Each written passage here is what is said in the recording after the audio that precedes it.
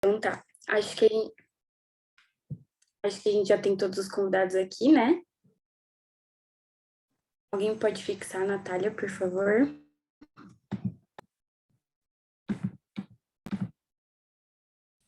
Olá, boa noite a todos e todas. Oi. Então, pessoal, a gente já pode começar, todos a postos. Peço desculpas pelo atraso. Imagina. Olá, eu não tô conseguindo. Ah, alguém fixou. Eu falei que eu não tava conseguindo fixar, acho que agora tá todo mundo aqui. Tá bom. Tem meu áudio, Lígia? Tá perfeito. Beleza. Então, vamos lá.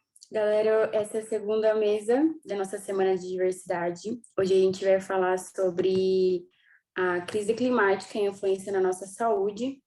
E o nosso objetivo principal aqui é debater sobre como e quanto essa crise climática que a gente vem enfrentando influencia na nossa saúde.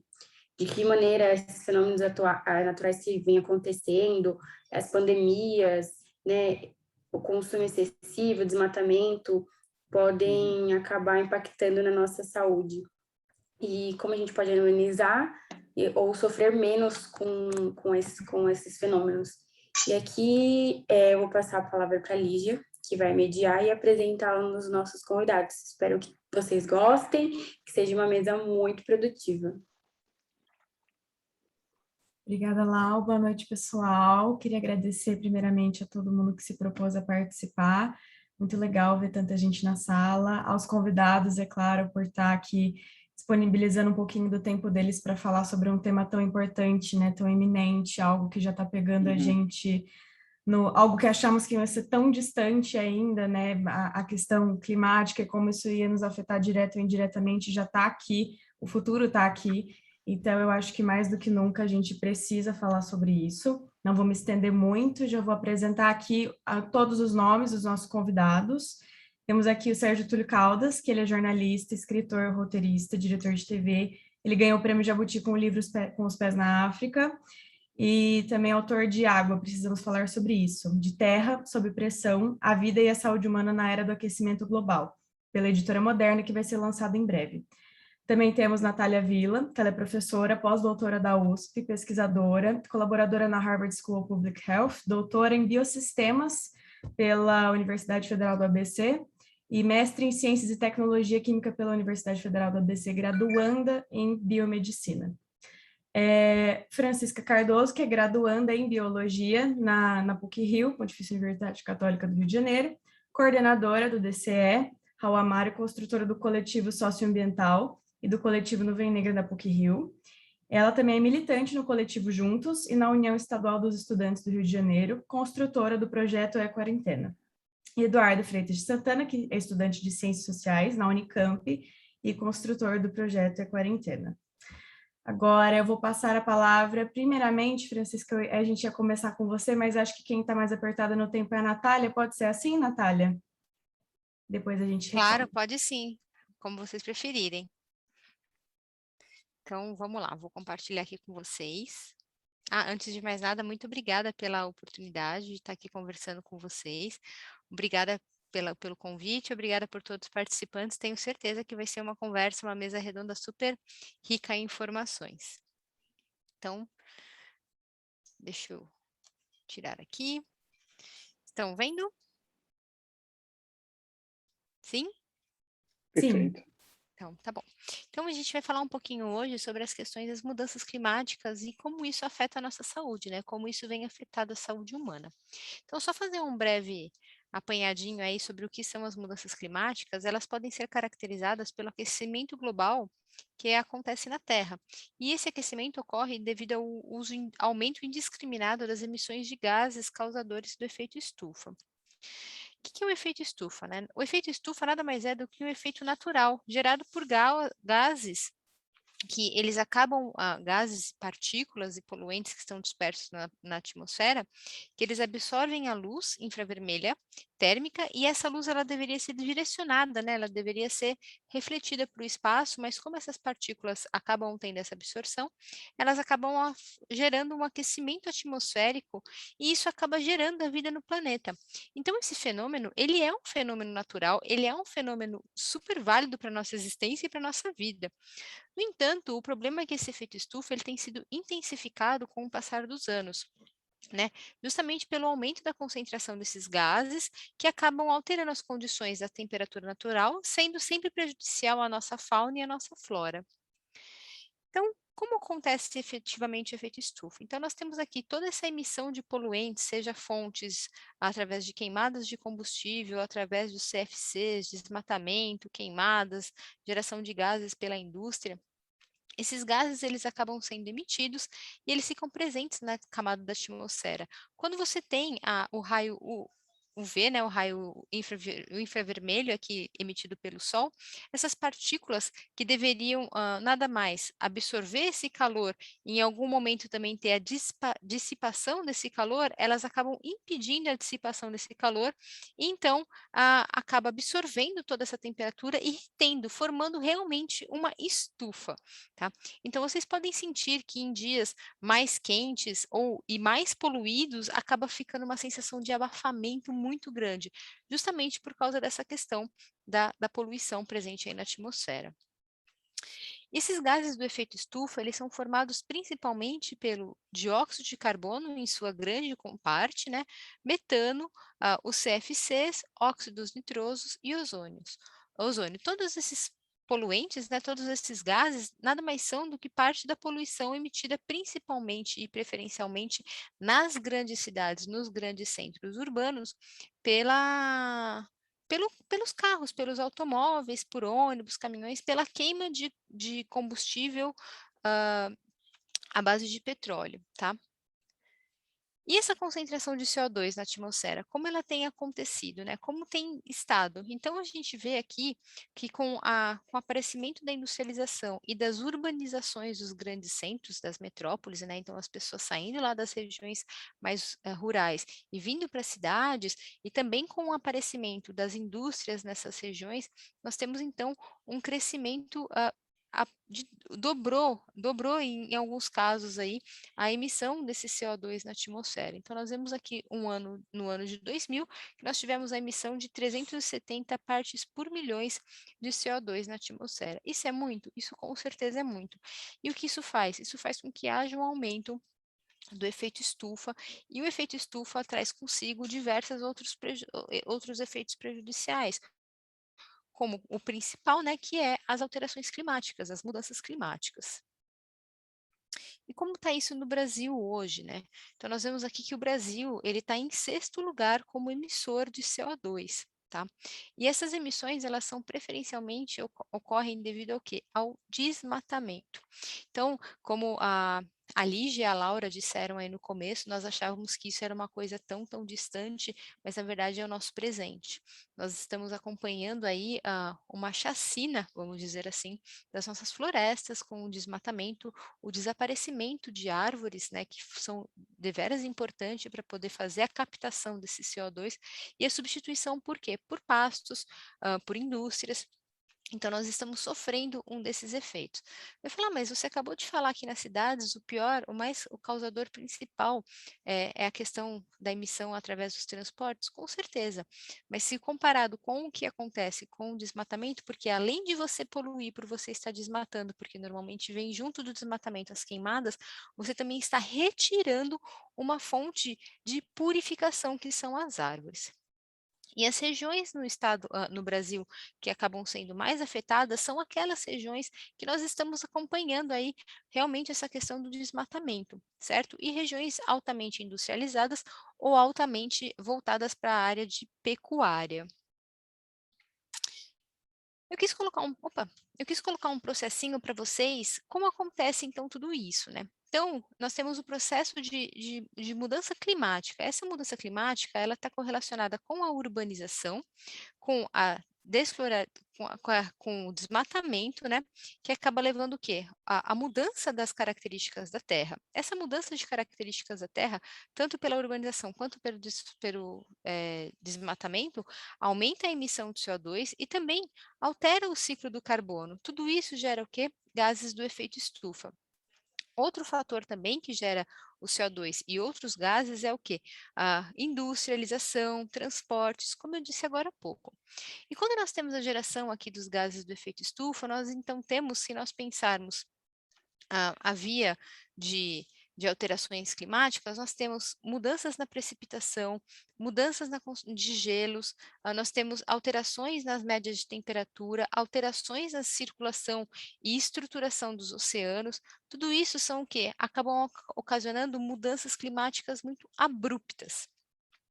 Isso também leva ao quê? Alterações nos níveis dos mares e rios, doenças, desastres ambientais, entre diversas outras causas, como, por exemplo, alterações econômicas e perda da biodiversidade, que nós estamos acompanhando aí bem de perto, né? Eu falo que é bem engraçado porque quando nós éramos menores, assim, posso dizer, eu e muitos outros aí que talvez tenham uma idade próxima, nós pensávamos em mudanças climáticas e nós víamos uma coisa muito, muito distante. Aí começou a acontecer principalmente em algumas regiões do nosso planeta, como por exemplo no Canadá, na Austrália, e a gente, nossa, mas coitado dessa população que vive lá, né? Aí começou a acontecer aqui. Aí quando começou a acontecer aqui, a população começou a se atentar e ver o quanto isso traz de malefícios. Então nós estamos aí pendendo a uma alteração na nossa questão sazonal de água. Por quê? Porque nós dependemos muito da floresta amazônica. Então, olha só que situação que nós estamos chegando, né? Então, as principais causas do efeito estufa estão relacionadas à queima de carvão, petróleo, gás natural, às destruições das florestas e tipos de vegetações e criação de gado e o cultivo exclusivo de uma única agricultura. E como tem acontecido essa alteração de temperatura no passar dos anos? Então, se a gente vê aí que no passar dos anos 1990 ao ano 2020, nós tivemos uma alteração de temperatura de em torno de -1 para +1 grau, dependendo da região do planeta. E isso é considerável. Nós temos aqui na região do Brasil, nós podemos notar que nós tivemos em algumas regiões a mudança de meio grau, certo? Isso acaba sendo considerável, notável. E aqui mais um gráfico para demonstrar isso, que quando nós estávamos lá em 1880, nós estávamos abaixo de 4 graus, né, menos 0,4, e agora em 2020 nós estamos acima de 1 grau. Teve uma alteração de 1 grau na temperatura terrestre. Professora, Natália, 1 grau não é significativo, não? Se você tiver com o seu corpo de 37 para 38 graus, é temperatura febril, você já está com febre, as suas proteínas começam a desnaturar, as suas células começam a estranhar essa temperatura, você já não está mais numa situação normal. Experimenta deixar uma água entre 40 e 41 graus. Esse 1 grau pode ser a diferença para que você consiga ou não pôr o dedo ali. Então, o nosso corpo sente essa diferença. E é isso que eu vou mostrar para vocês agora. Esses resultados aqui que foram publicados lá em 2018, o que eles apresentam? Eles apresentam o seguinte: diversos países foram analisados, a questão das emissões de temperatura, das alterações de temperatura, e eles mostraram que a maioria dos países eles têm uma sensibilidade à temperatura. Então, como assim? Vamos pegar aqui, por exemplo, o Canadá. Vamos pegar aqui essa cidadezinha aqui, St. John's, do Canadá. Ela mostra que as pessoas elas estão bem acostumadas a viver de -20 graus até 20 graus. Quando passou de 20 graus, essa coisinha vermelha aqui, esse rabinho vermelho começa a mostrar que o quê? Acima de 20 graus as pessoas começam a vir a óbito. Isso começa a trazer efeitos maléficos para essa população. Isso se repete em diversas outras cidades do Canadá, como por exemplo Ottawa. Ottawa, as pessoas têm uma alta resistência de -30 até aproximadamente 25 graus. Quando ultrapassa os 25 graus, elas já começam a sentir os efeitos do aumento de temperatura. E acontece a mesma coisa aqui no Brasil. Em diversos estados do brasileiros, nós temos também esse sistema de adaptação. Então, por exemplo, Porto Alegre. Porto Alegre, as pessoas resistem muito bem de 5 graus até os 25 graus. Quando você começa a ter o aumento da temperatura aqui, passou dos 25 graus, as pessoas começam o quê? Começam a adoecer e virem a óbito. Quando nós comparamos São Paulo a Teresina, a população de São Paulo, abaixo também dos 15 graus, começa a sentir algum efeito, e acima dos 25 graus, elas também começam a sentir esses efeitos. Totalmente diferente de Teresina, que abaixo dos 24 graus elas sentem alguma coisa, e acima apenas dos 30 graus. Então, nos diferentes lugares, diferentes regiões do mundo, podemos dizer assim, as pessoas têm a condição de se adaptar a essas alterações climáticas, mas como eu disse, essas alterações climáticas, isso é com o passar de muitos anos, né, com o passar de décadas aí, mas elas acabam, não quer dizer que essa alteração climática não afete a qualidade de vida ou a saúde dessa população. Aqui nós temos um gráfico que mostra os efeitos tanto do aumento da temperatura quanto a diminuição da temperatura. E é importante nós mostrarmos que o aumento da temperatura afeta, está relacionado também com o aumento da população, com o aumento da densidade da população, com o tempo de vida, né, com a expectativa de vida, e nós podemos ver aqui, ó, cadê? Que a poluição é um dos principais responsáveis para tanto o aumento da temperatura, certo? Quanto com a questão educacional, quanto também com com os índices de qualidade de vida. Então, nós podemos ver que tem alguns fatores aqui que acabam sendo relacionados com o aumento da temperatura. Esse ano, o IPCC, que é o painel intergovernamental sobre mudanças climáticas, ele publicou o seu último relatório falando sobre o aumento de 1,5 graus Celsius nas nossas temperaturas, né, acima dos níveis pré-industriais.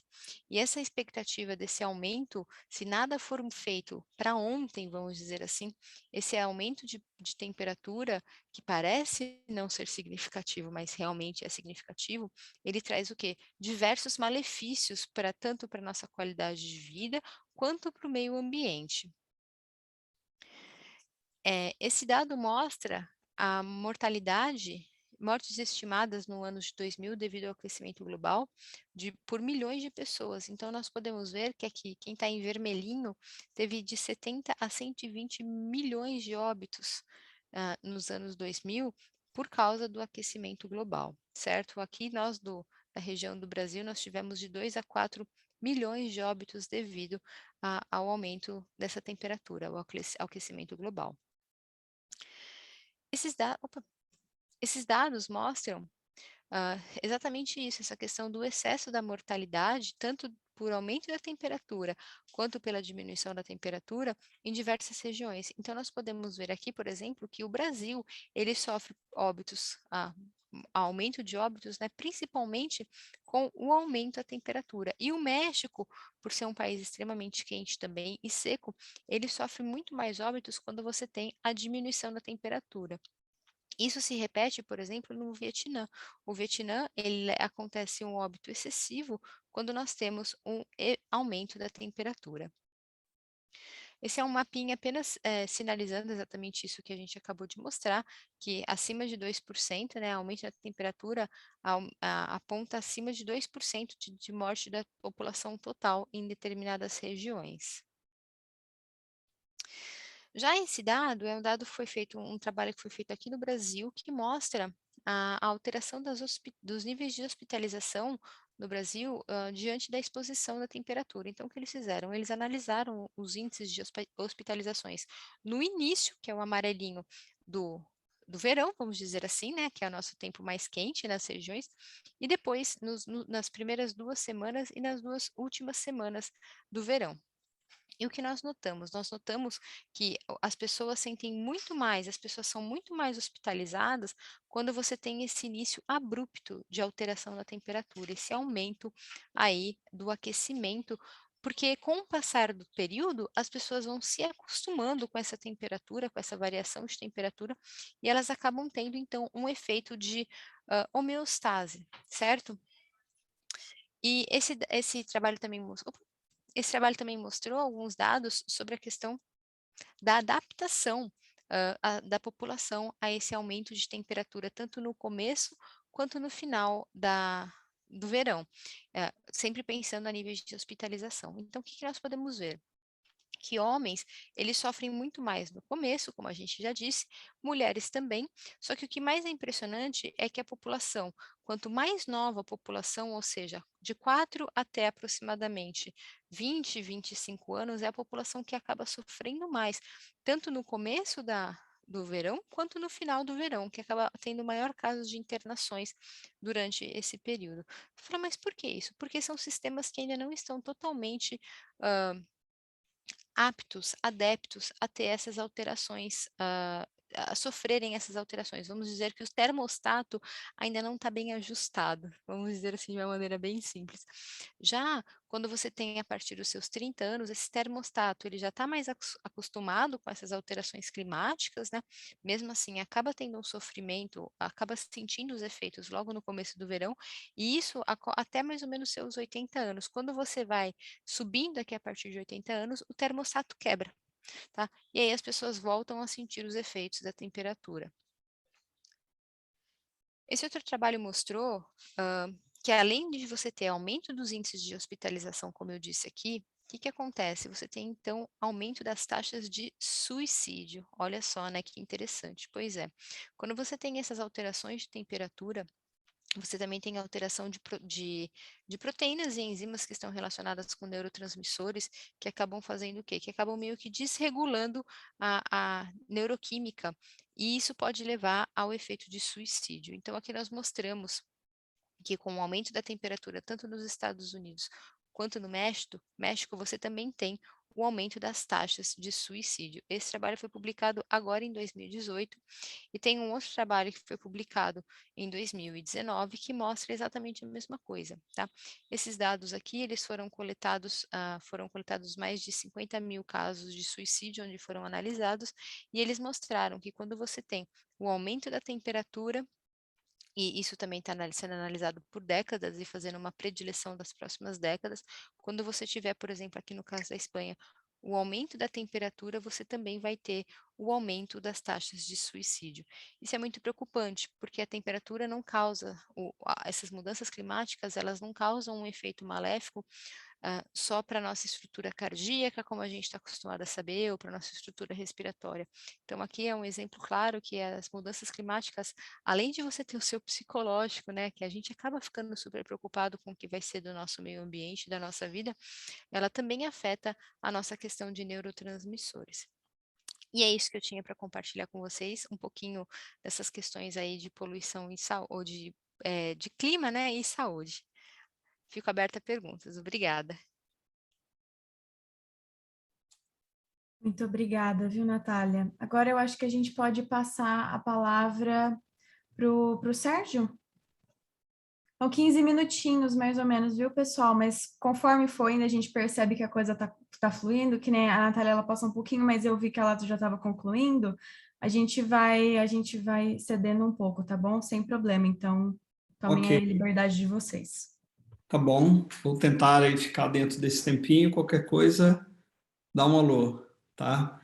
Bem, primeiro, olá a todos, todas que estão aqui reunidos, né? Eu quero agradecer aí o convite de estar aqui com vocês. Obrigado aí pela Laura, da Atlética de Comunicação e Artes, da PUC, também a Natália, a Francisca, o Eduardo, que hoje estamos juntos aqui dividindo essa mesa, né? E discutindo um tema que é mais do que necessário nesse momento, né? Especialmente aqui no Brasil, que vem tratando muito mal, né, o nosso meio ambiente e a saúde dos brasileiros. E eu queria falar com vocês que eu acabei de finalizar agora um novo livro chamado Terra sob Pressão, a Vida e a Saúde Humana na Era do Aquecimento Global. Vai ser lançado em breve pela Moderna. Estou falando desse livro porque nele eu chamo a atenção para uma coisa que eu quero trazer aqui também nessa discussão, que é uma profunda interconexão, tá? Eu acho que essa palavra é bem importante, né? É essa profunda interconexão que existe entre crise climática, saúde, preservação ambiental e pandemias, né? Elas estão absolutamente interligadas. Eu quero refletir isso com vocês aqui, e eu acho que vai ser bom para a gente entender como que essas interconexões, eu acho que elas abrem um caminho para nos levar para o enfrentamento urgente dessas crises que já estão aqui instaladas, como já a Natália aí falou, a gente não está tratando mais de crises do futuro do planeta ou para as próximas gerações, é uma crise que já está instalada e a gente não está mais correndo quanto tempo, né? A gente já está no prejuízo, na verdade, né? Então, assim, em poucas palavras, esses grandes desafios atuais que a gente tem hoje da humanidade são os maiores desafios que a gente tem hoje, que é o aquecimento global, saúde, preservação das florestas, respeito aos povos indígenas e quilombolas, né, que são os guardiões das nossas riquezas naturais, né, os cuidados com a água e o enfrentamento da fome, são problemas que hoje a gente tem no planeta que eles não podem ser resolvidos separadamente. Eles não podem ser resolvidos separadamente exatamente porque eles formam uma rede de conexões profundas, né? Para a gente entender um pouquinho mais essas interfaces, essas coisas que se misturam, né? E que no nosso dia a dia a gente nem percebe, eu vou trazer aqui uns exemplos, né? Para a gente entender como que se dão essas interconexões. Por exemplo, vejam vocês que os gases que elevam a temperatura da Terra, que a Natália aí até falou desses gases, como o gás carbônico e o metano, eles são também os mesmos gases que poluem o ar e que, por sua vez, eles causam danos irreparáveis à saúde. A gente tem aí, vou pegar a poluição do ar, né? Que tem como origem o quê? Qual que é a origem da poluição do ar? A origem da poluição do ar é a queima dos combustíveis fósseis, que, por sua vez, é um fenômeno que é responsável pelas mudanças climáticas. A poluição do ar, hoje, ele mata de forma prematura 7 milhões de pessoas no mundo, todos os anos. E a maioria desses óbitos, a gente pode colocar aí 4 milhões de pessoas, esses óbitos estão associados à poluição externa, tá? Tanto em áreas urbanas como rurais, não são só nas cidades. Nas zonas rurais também tem problema de poluição do ar e são altamente prejudiciais à saúde, tá? Porque às vezes a gente tem a entender de poluição do ar, a gente pensa muito nos espaços urbanos, mas na vida rural também tem muita queima não vou nem falar agora de queimada de floresta, mas queima nas usinas de cana-de-açúcar, então tem muita poluição, e isso mata milhões de pessoas por ano. Eu tinha falado 7 milhões de pessoas por ano que a poluição do ar mata, a gente tem 3 milhões de óbitos por poluição. Isso é uma coisa incrível, é um número bastante impressionante. Esses 3 milhões de pessoas mortas, isso acontece devido à poluição interna, que são em ambientes domésticos, né? Ainda hoje, ano de 2021, quase metade da população global ela cozinha e aquece as suas casas com combustíveis sólidos, como madeira, carvão, resíduos agrícolas. Vamos trazer esse problema aqui para o Brasil hoje, onde a gente tem um gás de cozinha que já passou dos R$100. Tem regiões aí do Brasil que eu conheço aí no interior do Pará, que eu falo com os amigos que eu tenho lá, em Algodoal, que é uma ilhazinha na Amazônia, no estado do Pará, o gás bateu lá nos R$140. Então, aí a gente tem esse gás muito caro. E com a crise, inflação, o desemprego em alta, que já está quase 15 milhões de brasileiros sem emprego, e isso tudo detonando o orçamento das famílias mais pobres, tem muita gente aqui no Brasil que está deixando o gás de lado para cozinhar com lenha. Então, veja só, isso é um retrocesso em saúde, em qualidade de vida. É um retrocesso muito grande. Aqui no Brasil, hoje, nós temos 26% de brasileiros usando a lenha para cozinhar. Quer dizer, as pessoas estão usando, quem tem ali um botijão de gás em casa, às vezes está deixando o gás para usar para momentos de mais urgência, fazer um café, fazer uma sopa que é rápido, mas na hora de usar mesmo para cozinhar, para fazer comida, as pessoas estão usando lenha. E esse tipo de combustível, ele provoca diversas doenças, provoca câncer, provoca problemas cardíacos, asma, bronquite, e, além de tudo isso, tem um índice de mortes por acidentes ligados à queima de lenha e de carvão dentro de casa que é muito alto, tá? E a poluição do ar, ela provoca também outras tragédias. Aí vêm os efeitos mais globais, né? A poluição, ela afeta os padrões de chuva, ela reduz o rendimento da luz solar. E reduzindo o rendimento da luz solar, a consequência é diminuir o rendimento das plantações, quer dizer, menos comida, menos produção. Ou seja, tudo isso está interligado, né?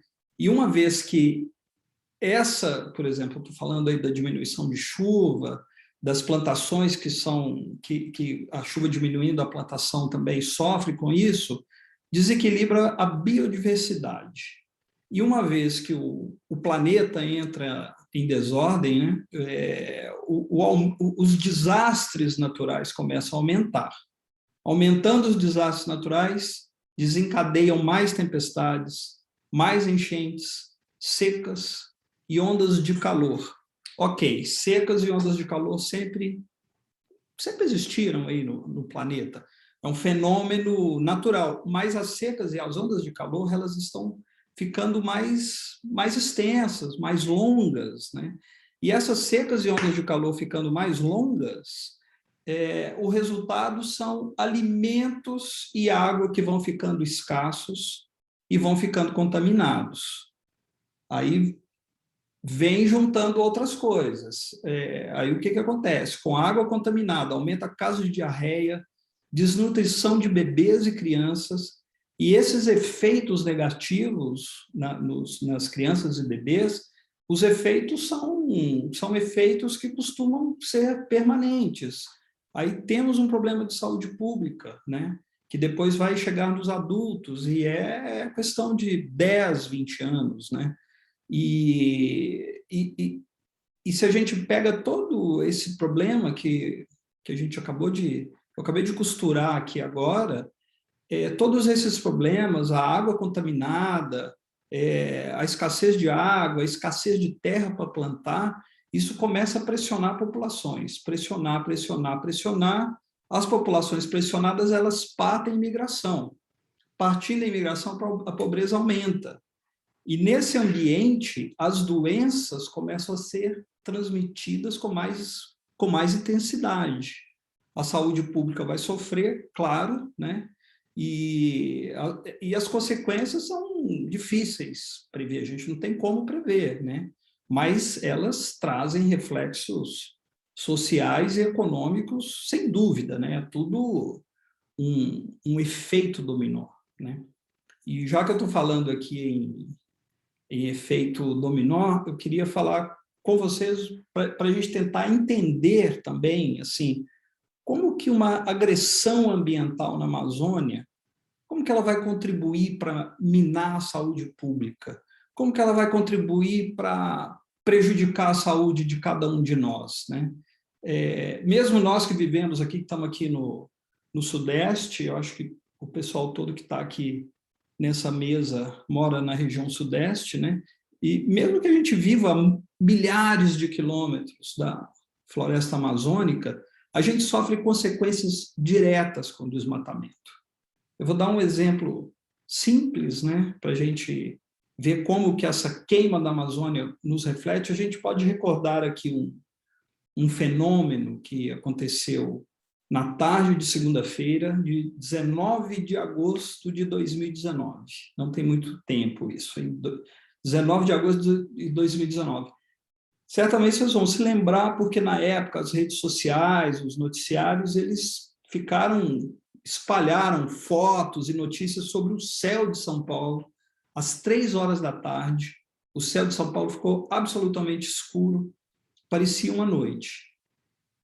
E o céu escuro, aquele céu de São Paulo, na verdade, ele estava encoberto por nuvens de fuligem que vieram, originárias das queimadas que estavam acontecendo na Amazônia, no Pantanal e no Cerrado. Quer dizer, o norte do país e o centro-oeste estavam pegando fogo.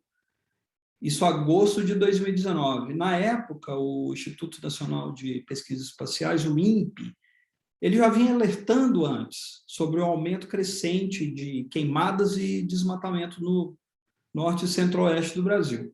Mas os alertas dos cientistas não valeram nada, o governo partiu para cima, inclusive para destruir as informações.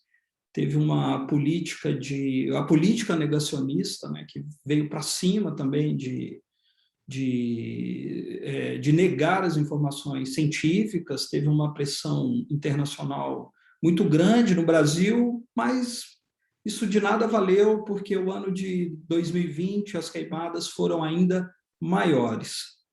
Voltando na nuvem de fuligens que estavam sobre São Paulo, né, eram essas cinzas que elas vêm da floresta, elas viajam para muito longe, e elas vão levando, essas nuvens, elas levam algumas partículas que os cientistas chamam de carbono negro, e ela entra nos pulmões das pessoas, né? Como eu disse antes, das pessoas que vivem longe da Amazônia, né? E os danos são muitos, e muitas vezes são danos irreparáveis, no sistema respiratório, principalmente, né?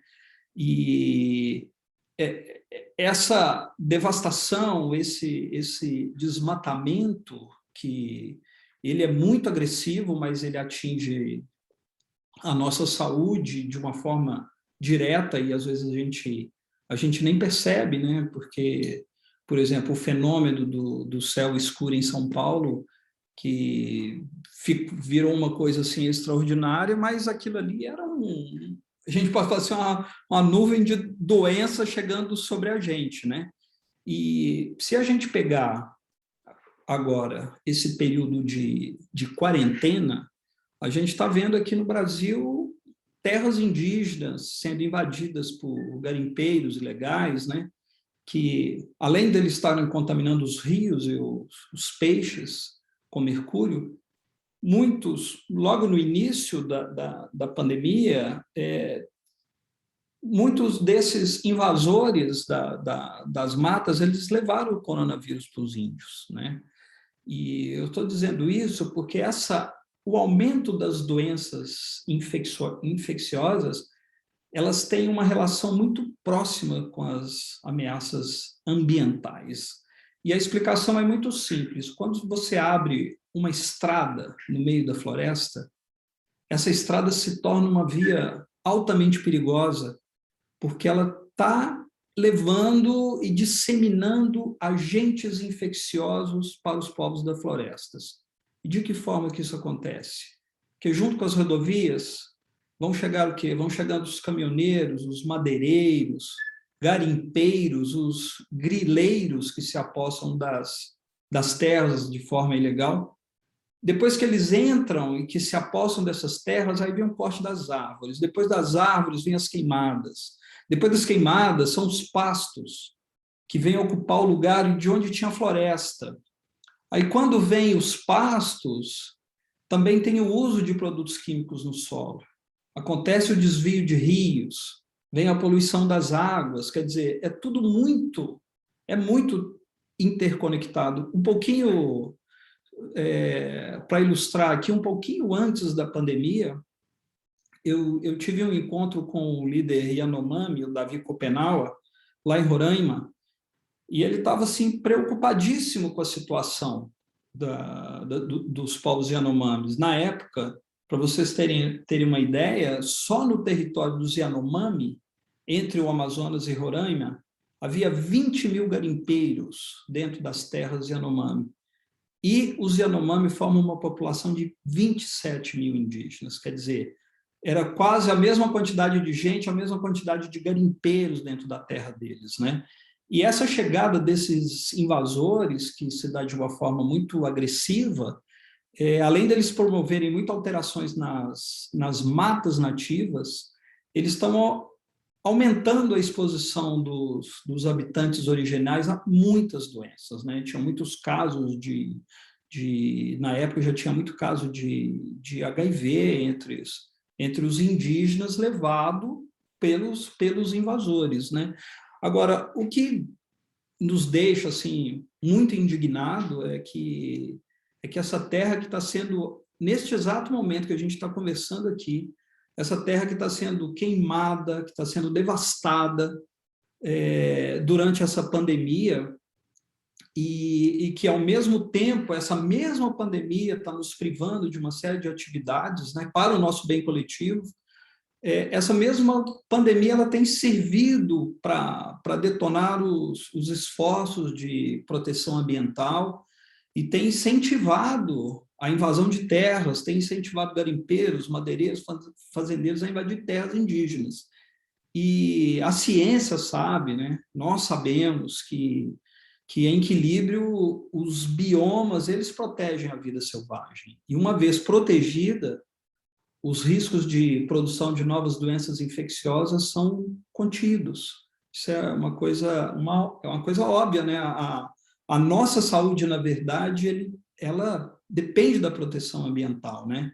E cuidar dos biomas é cuidar de nós mesmos, né? Porque a nossa saúde, voltando ao que eu estava falando lá no início, nossa saúde ela está rigorosamente conectada a toda essa vida da natureza, fauna, flora, os micro-organismos, né? Que, por sua vez, também eles estão interessados, eles estão em equilíbrio biológico com seus ambientes naturais. Para vocês terem uma ideia, é um dado público, mas também não deixa de ser um dado assim que nos impressiona. A Organização Mundial da Saúde hoje ela calcula que 25% do volume global de doenças hoje seria evitado caso as condições ambientais fossem mais bem cuidadas e fiscalizadas, né? Então, a gente pode até nos colocar, assim, duas perguntas, né? Acho que uma pergunta: a gente consegue imaginar quantos milhões de pessoas hoje não estariam doentes ou estariam saudáveis caso a poluição do ar e das águas fosse tratada, né, com seriedade? A gente consegue imaginar também quanta gente deixaria de sobrecarregar os hospitais porque foram intoxicadas pela fumaça do fogo nas matas. Isso é um problema sério, porque agora, durante a pandemia, a gente vê os hospitais completamente lotados, pessoas precisando ser medicadas, e no norte, principalmente, no centro-oeste, os hospitais eles são sobrecarregados de pessoas que estão intoxicadas com fogo na floresta, né? Isso causa uma destruição, né? Vai implodindo a saúde pública, a nossa capacidade, né? E falando mais um pouquinho Sérgio, Oi. você me desculpa, a gente está um pouquinho apertado no tempo. Você acha que conseguiria fazer uma conclusão? Pode fazer uma conclusãozinha rápida? Só fechando, eu acho que assim, tranquilo. só fechando o seguinte: a gente tem aí pelo menos 3 décadas, né? Como a Natália tinha citado, a gente tem pelo menos 3 décadas que a ciência vem nos alertando sobre as implicações que o aquecimento global poderia provocar no planeta, né? E pouco ou quase nada disso foi ouvido, e agora a gente está vendo aí o colapso ambiental somado agora com a pandemia do coronavírus, e a gente tem que, para já, né, atuar já. Então é isso. Depois a gente volta aí para as perguntas, e ainda temos aí os nossos parceiros e a parceira Francisca ainda para falar um pouquinho com a gente. Obrigado. Com certeza. Muito obrigada, Sérgio. Desculpa, a gente queria que tivesse tempo para todo mundo falar à vontade, mas vamos tentar aqui ao máximo possível, principalmente quando abrir para perguntas. Vou passar então a palavra para a Francisca e para o Eduardo. Acho que vocês vão falar juntos, né? O projeto ele é conjunto, então se passar um pouquinho de 15, como são duas pessoas, a gente vai administrando por aqui, mas fiquem à vontade, por favor. Tá, beleza. Vou compartilhar aqui com vocês.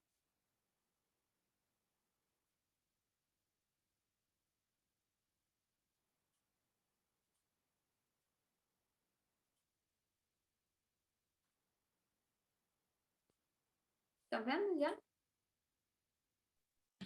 Beleza, gente. Bom, eu e o Eduardo, a gente vai falar sobre mudanças climáticas e saúde. Nós dois somos do projeto A Quarentena.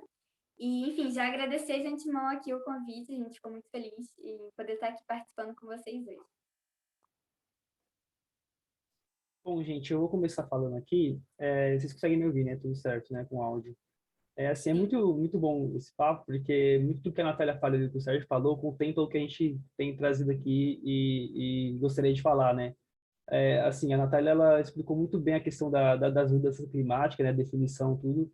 E justamente pensando nisso, a gente pensou em fazer essa abordagem numa via diferente, né? Então, por exemplo, a gente pode começar, por exemplo, com o conceito de saúde, né? E o conceito de saúde estabelecido pela OMS, que é a Organização Mundial da Saúde, ela contempla algo maior do que a gente pensa, né? Geralmente, quando a gente se trata de saúde. Quando a gente fala de saúde, a gente pensa mais algo físico, algo mais próximo da nossa pele, enfim. E o conceito que eles definem, e a gente pode pensar, na verdade, contempla bem mais coisas. Então, assim, estar bem de saúde, eles consideram como um completo bem-estar físico, de 3 fatores principais, como o social, o físico e o mental.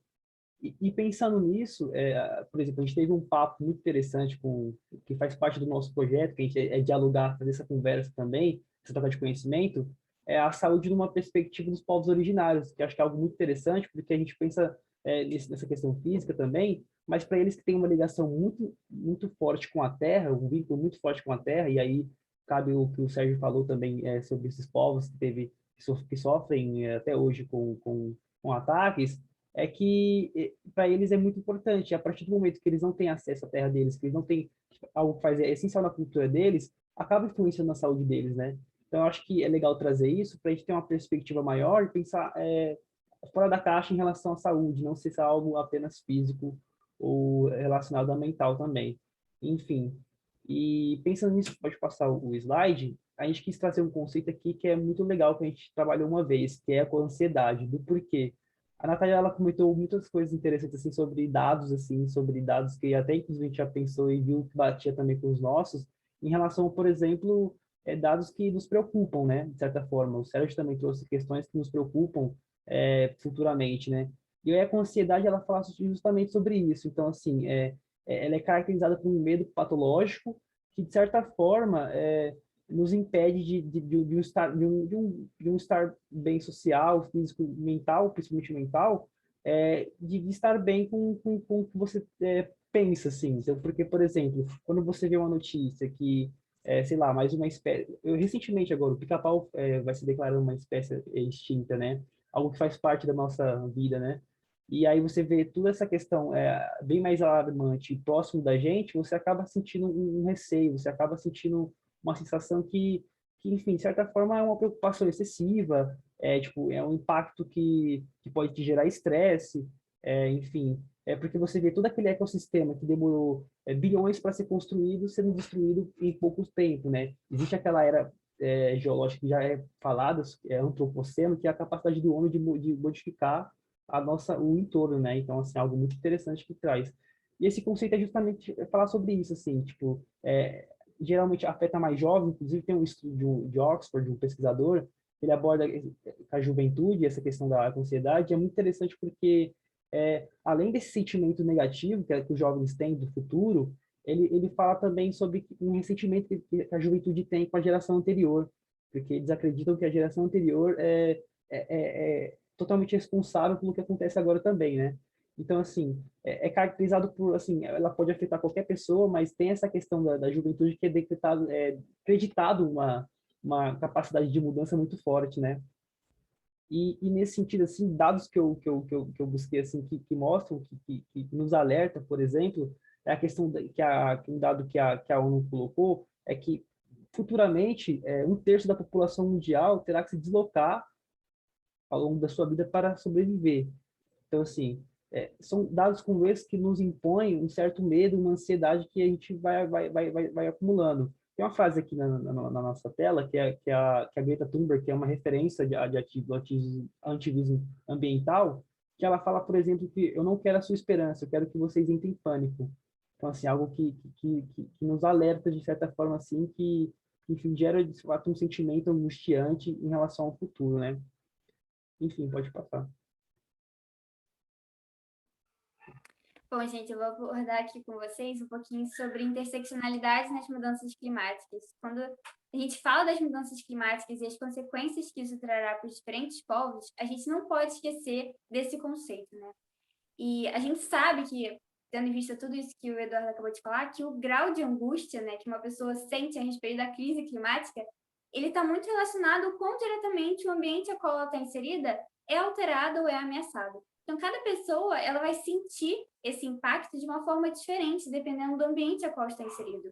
Isso tem muita relação com um conceito que a gente já trabalhou em um dos papos, e inclusive já fizemos um TBT dele, e inclusive, se vocês quiserem, lá tem várias referências de pesquisadores, né, de ativistas relacionados a esse tema no Instagram.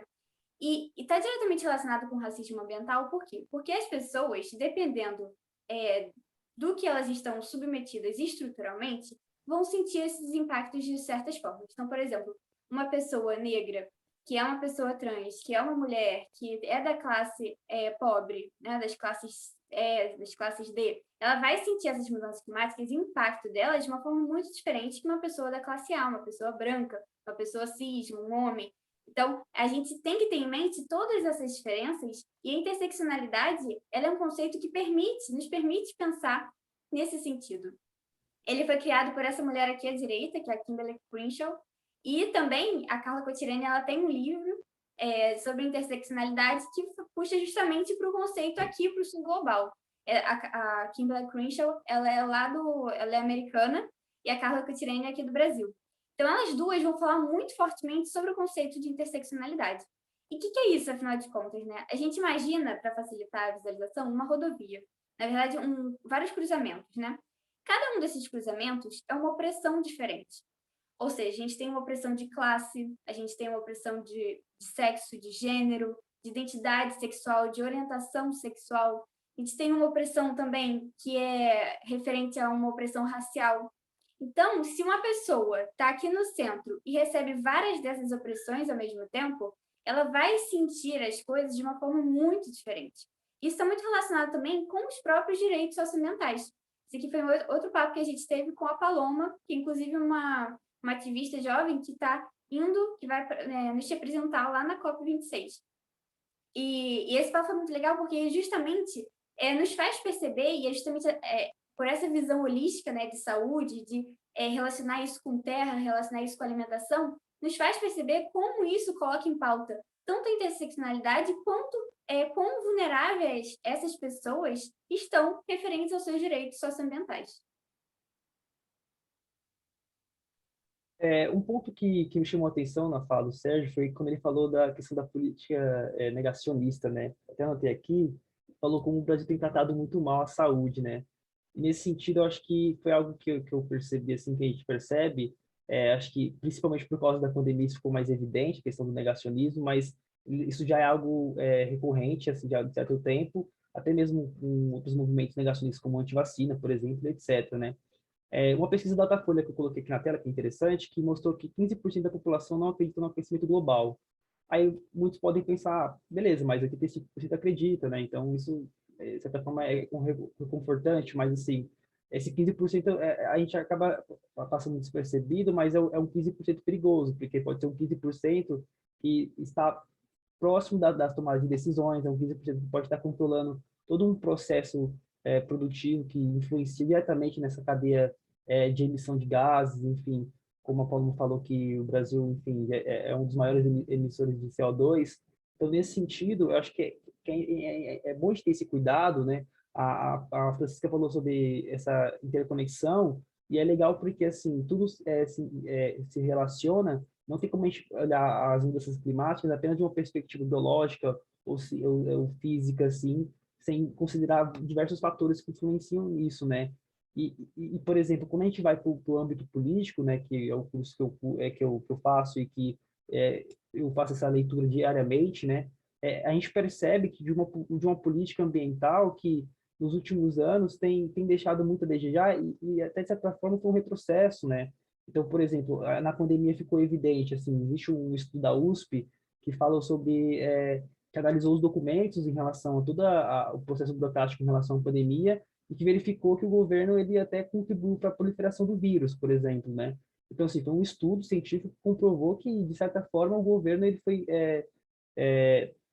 ele auxiliou até a propagação do vírus, né? Então, assim, não só isso, mas não só a pandemia, mas em diversos fatores, assim, na questão ambiental, por exemplo, a frase que eu coloquei aqui na tela emblemática, né, que é do ex-ministro Ricardo Salles, que ele fala sobre passar boiado, né, numa das reuniões ministeriais que teve no ano passado, né? Então, assim, você percebe que existe uma política sistemática, de fato, que influencia na saúde. Então, o Sérgio falou que teve o desmonte do INPE em relação ao ano passado, em relação aos dados que eram publicados, né? Então, assim, você percebe que não é só uma questão, tipo, de, tá queimando porque aconteceu, é a mudança climática, enfim, acontece da temperatura, enfim, não, assim, às vezes nem, se passa de uma questão que é bem mais complexa, que a gente está mais introduzido num contexto bem mais específico, assim, que a gente não consegue perceber, mas, enfim, é interessante trazer essa visão, essa percepção, para a gente não ficar apenas achando que as mudanças climáticas não tem um responsável, assim, é culpa do planeta, assim, tipo, a gente tem de fato uma influência forte, o ser humano como um todo, mas a gente sabe que existe um grupo de seres humanos que influenciam diretamente nessas decisões, né? E isso é algo que a gente pode verificar diariamente. Pode passar. Ótimo. Eu queria fazer uma menção muito rápida aos diversos povos que a gente tem, né? A gente tem os povos indígenas, os quilombolas, os ribeirinhos, os extrativistas. E esses povos, eles sentem essas mudanças climáticas de uma forma muito mais forte do que o resto da população. A gente teve esse relatório da ONU que saiu esse ano passado, mostrando, né, como os povos indígenas e as comunidades tradicionais são os maiores guardiões das florestas, né? E a gente sabe que com as florestas, se a gente desmatar todas as florestas, as mudanças climáticas elas vão ser sentidas de uma forma muito mais intensa. Então, ter um relatório do PORT, que é esse relatório da ONU, retificando que os povos indígenas eles são os melhores guardiões das florestas, nos faz repensar também em quem a gente quer ter ao nosso lado para repensar esse futuro, né? Repensar as nossas alternativas a esse sistema. Eu trouxe aqui um conceito que vai conversar muito com a fala da Natália, inclusive. Ela trouxe que uma das consequências das mudanças climáticas é a perda da biodiversidade. E a Vandana Shiva, ela é uma ativista socioambiental lá da Índia e ela cria o conceito de monoculturas da mente.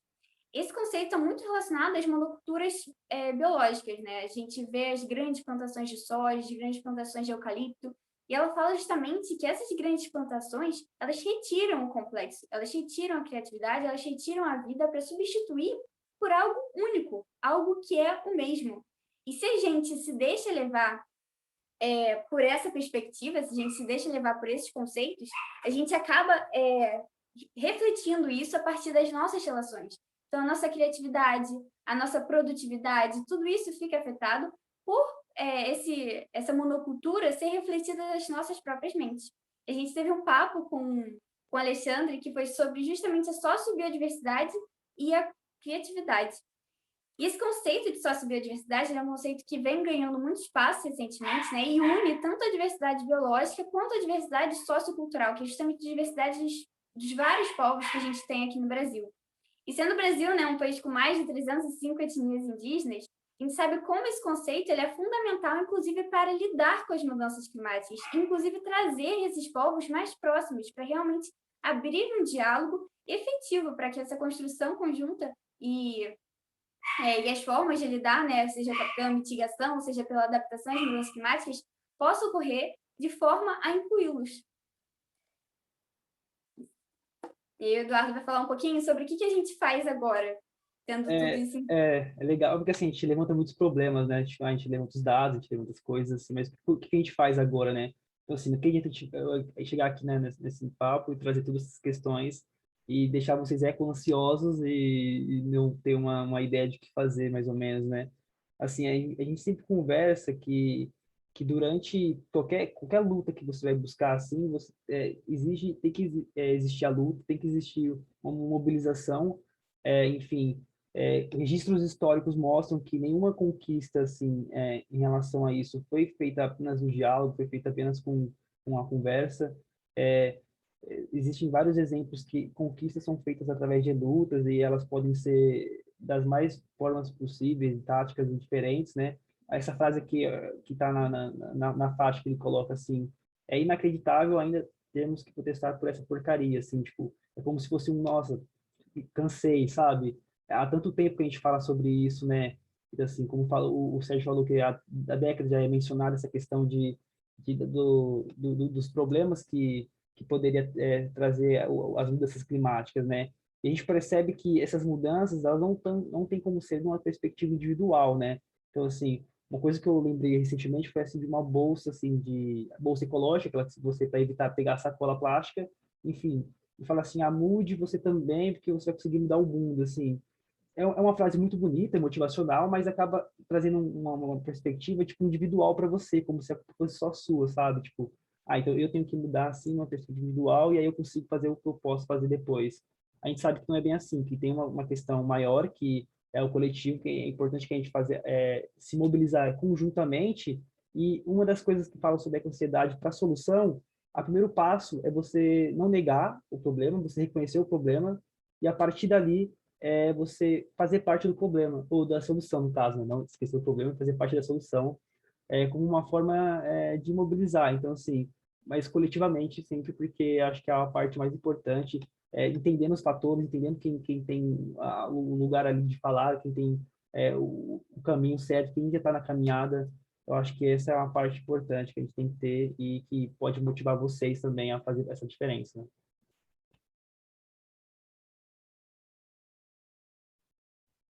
Pode falar.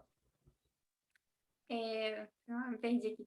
Gente, então, a gente trouxe esses 3 papos aqui para engatar logo no finalzinho, porque essas 3 pessoas, tanto o Paulo Artax, tanto a Thelma Krug, quanto o Ricardo Galvão, todos esses papos com eles foram simplesmente eles mostrando quão estrutural é esse problema, quão estrutural é o problema socioambiental.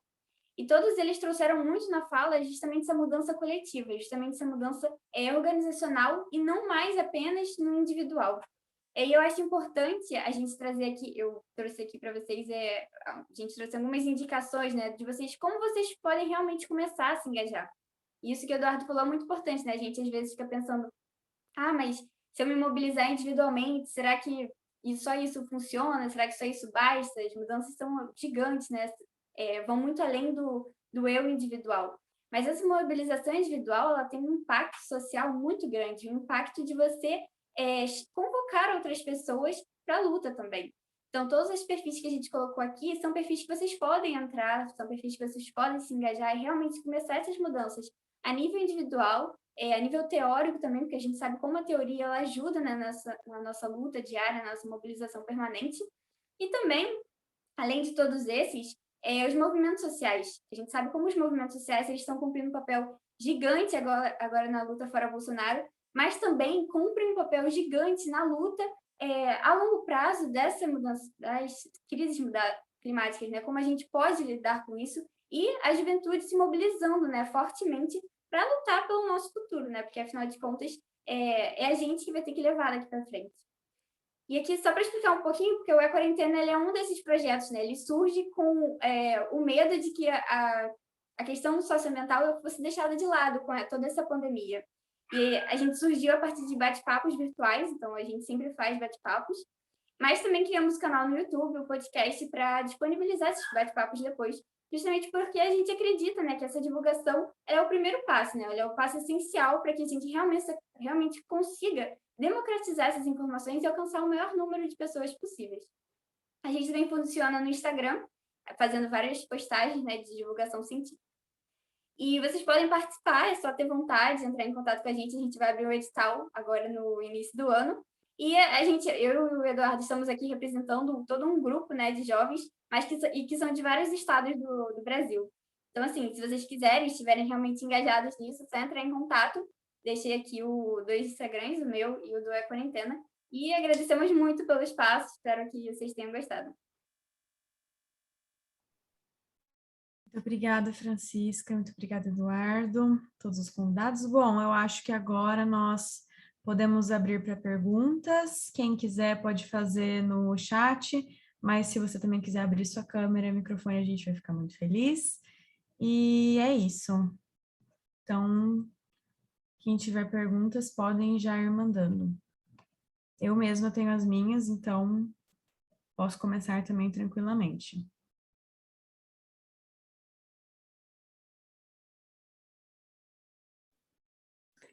Lígia, se quiser começar a fazer a sua, eu faço a minha em seguida e a gente está aberto no chat para vocês fazerem. Tá bom, então. A gente estava falando muito da questão, a Natália principalmente, né, que ela trouxe gráficos e tudo de maneiras em que a poluição, de onde ela vem e com a porcentagem que uns lugares vêm mais e outros vêm menos.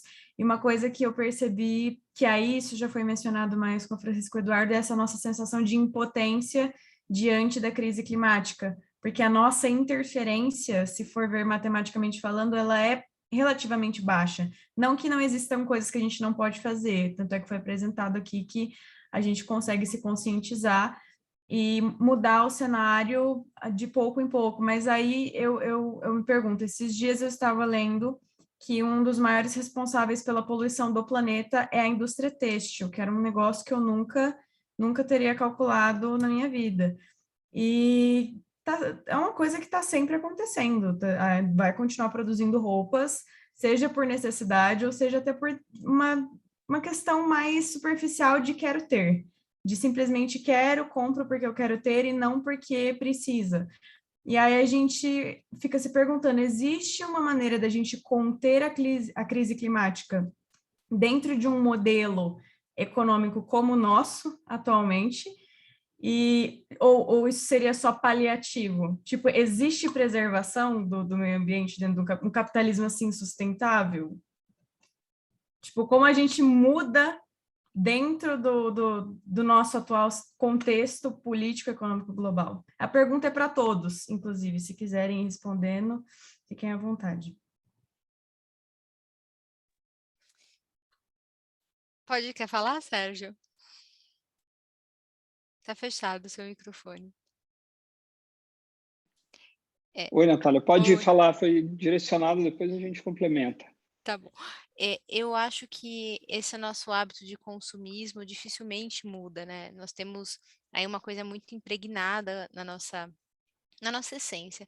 O que eu acho que nós podemos pensar muito é na questão do reuso. Então, podemos continuar usando as coisas, mas nós podemos reutilizar as coisas que tem aquele famoso 3R, sabe? Reutilizar, reciclar e reaproveitar. E reduzir, desculpa, na verdade são 4, então, e reduzir. Então, nós podemos pensar nesse aspecto aí em reutilizar algumas coisas, em reaproveitar algumas coisas, em reduzir o consumo de outras coisas que não são tão essenciais.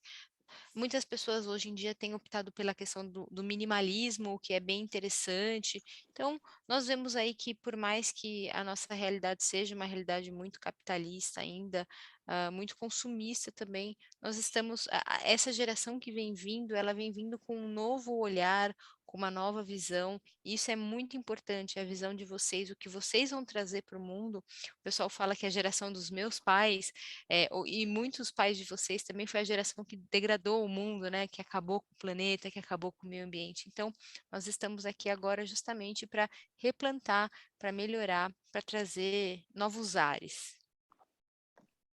Bem, eu vou dar uma emendada aí na Natália. Eu considero o seguinte, que a forma como a gente vive hoje, esse capitalismo agressivo, eu acho que ele é praticamente assim, ele está na beira da indecência, para usar uma palavra certa, entendeu? Eu acho que o planeta não suporta, não comporta mais a forma agressiva que a gente consome, e não é por necessidade. Tem até uma reflexão do Ailton Krenak, que eu acho muito interessante, que assim, a gente vê tudo que a gente vê hoje no planeta, a gente vê com os olhos de valores econômicos, tá? Uma praia bonita, a floresta amazônica, às vezes ela é quantificada em termos econômicos, quanto que ela vale em pé, em bilhões, em trilhões de dólares. E a discussão não é essa. Eu acho que os valores são outros, sabe? Porque a gente está caminhando, na verdade, a gente está destruindo o planeta, né? O Eduardo tinha colocado uma coisa também assim muito interessante, né? Da forma como que se consome. Ele falou em outras palavras, né? Mas eu vou pegar um exemplo aqui, né? A gente tem uma propaganda aí na TV que já vem desde 2017, né? Agro é pop, agro é tech, agro é tudo, né? Porra, se agro fosse pop e se fosse tech, ela teria achado soluções para plantar em lugares menores, não devastar a floresta amazônica para plantar soja.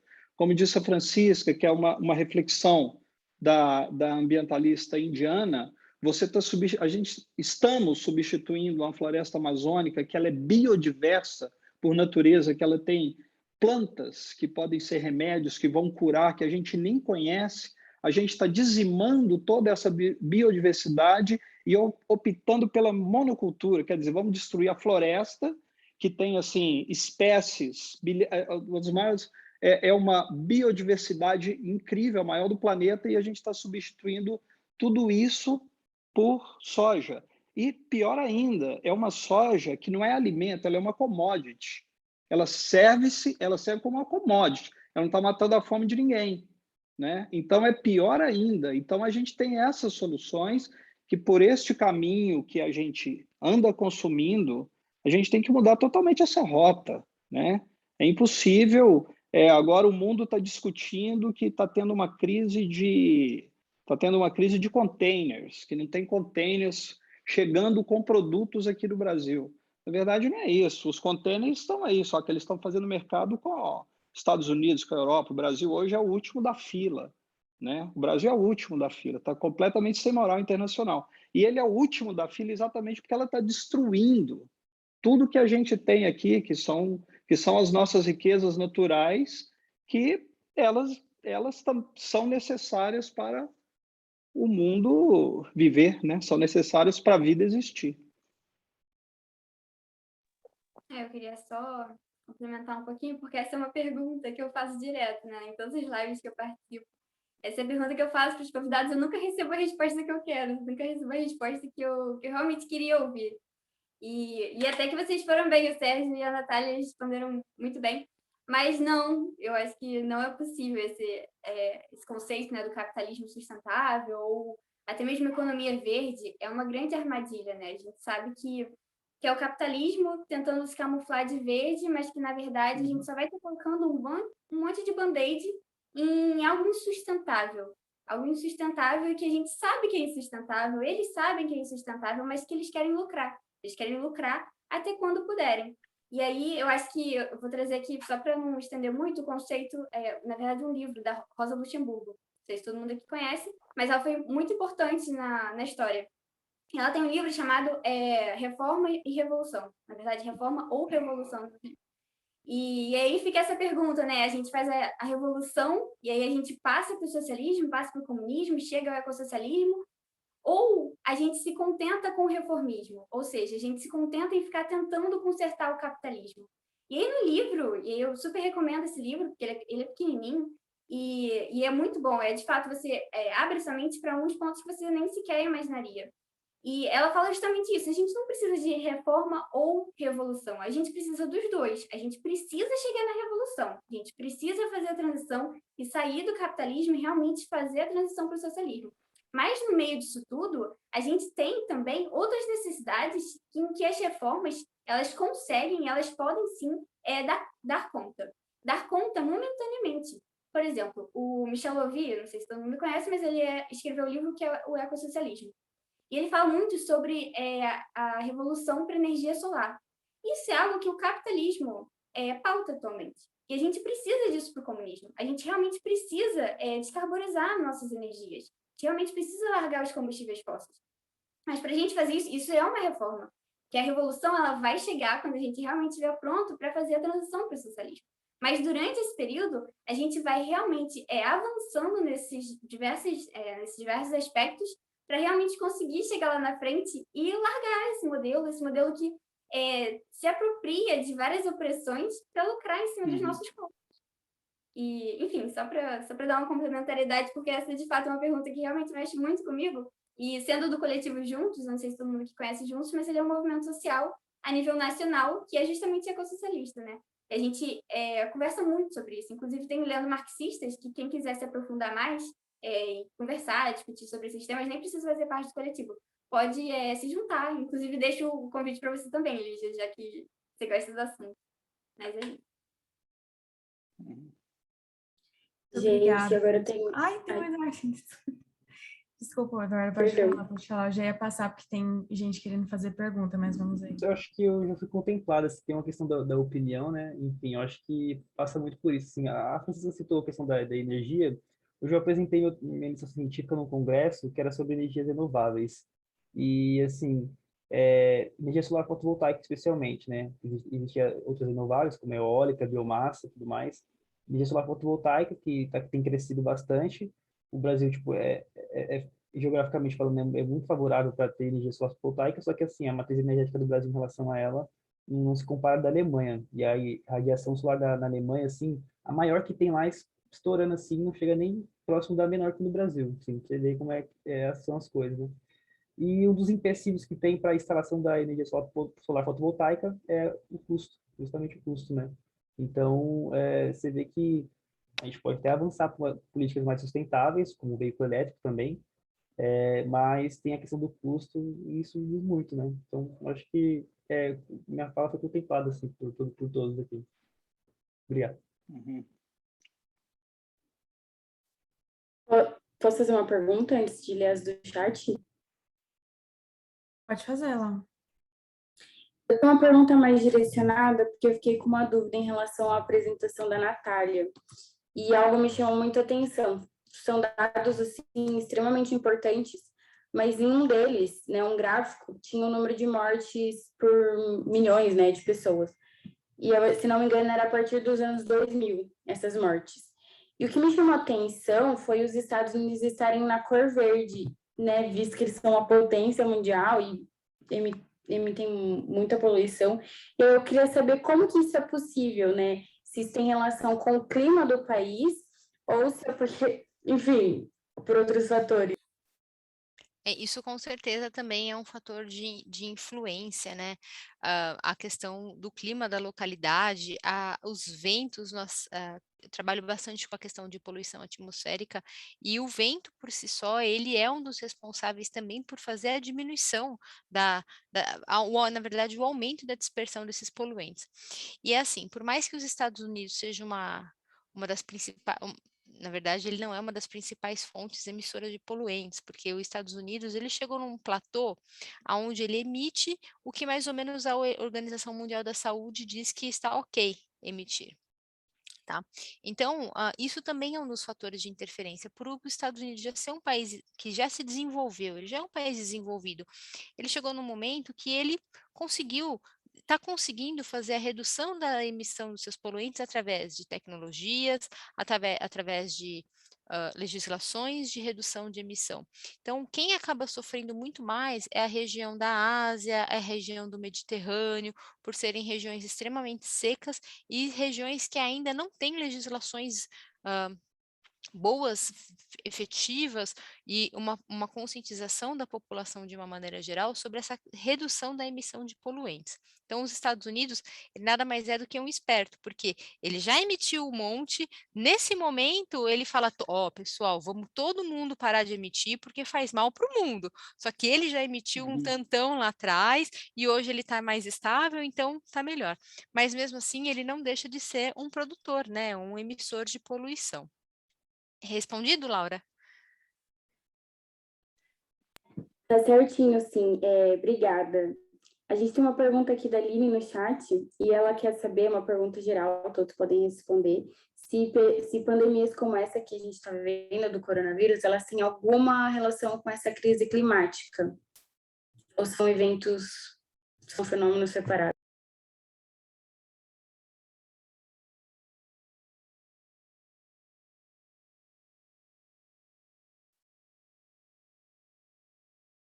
Então, Aline, é o seguinte, você pensa, olha, nós estamos vivendo num momento da nossa vida, né, do mundo, do planeta, onde as pessoas, 91% da população, elas saíram das áreas rurais e foram para as áreas urbanas. Uma vez que elas vão para as áreas urbanas, para elas morarem, para elas viverem, o que elas têm que fazer? Elas têm que ter uma casa. E aí começa o quê? Começa então a ter desmatamento, começa então a invadir regiões que antes eram regiões florestais, eles começam ali a tomar propriedade dessas regiões. Não estou dizendo que é certo ou que é errado, gente. Eu estou dizendo que é o que acontece. Essas pessoas, elas começam a morar nas beiras dos rios, ali, ó, nas beiras dos córregos. Elas começam a destruir os córregos, a tampar os córregos para poder construir as suas casas ali, para não ter mais questão de alagamento. Elas acabam com nascentes de águas.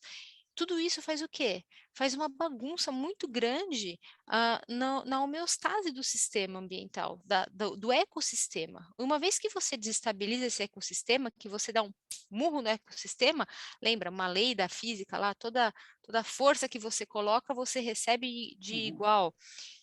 É o que tem acontecido. Então, uma vez que nós estamos entrando, atingindo esse ecossistema, desestruturando esse ecossistema, nós estamos fazendo o quê?